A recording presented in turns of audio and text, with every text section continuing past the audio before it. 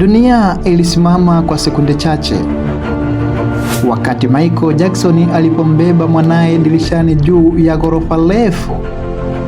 Je, ulikuwa ni upendo wa baba kwa mwanaye au tukio hatari lililotokea duniani? Mimi ni Joseph Kafu, karibu ujue undani wa tukio hili. Katika maisha ya Michael Jackson kulikuwa na matukio mengi yaliyovutia dunia, lakini moja ya tukio lililowashangaza na kuacha watu katika hofu kubwa ni pale alipomshikilia mtoto wake dirishani akiwa juu kabisa ya ghorofa, na ilikuwa mwaka 2002.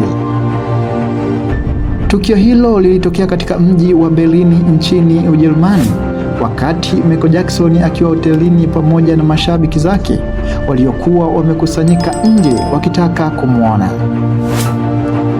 Ili kuwasalimia mashabiki wake, Michael Jackson alitoka kwenye losha ya hoteli akiwa amembeba mtoto wake mdogo aliyekuwa amemfunika usoni kwa kitambaa.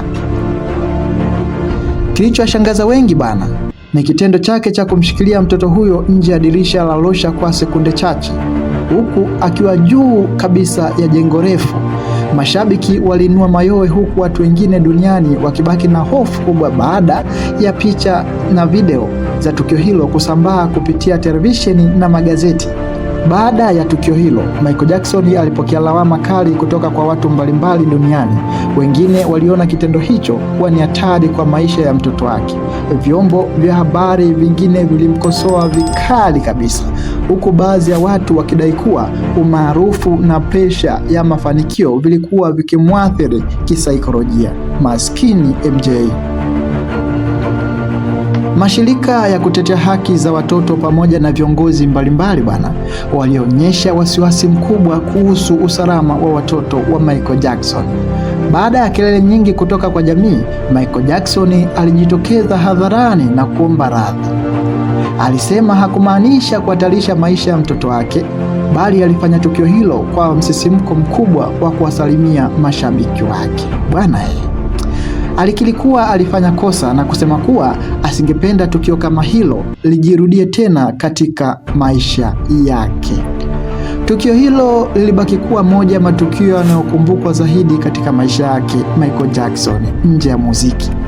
Kwa miaka mingi watu waliendelea kulizungumza kama mfano wa jinsi umaarufu mkubwa unavyoweza kuwaweka watu katika mazingira ya kufanya maamuzi ghafla bila kufikiria madhara yake.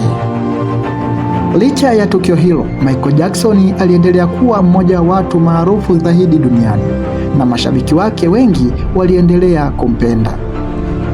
Kwa ujumla, tukio la Michael Jackson kumbeba mtoto wake dirishani lilikuwa moja ya matukio hatari yenye utata mkubwa katika maisha yake.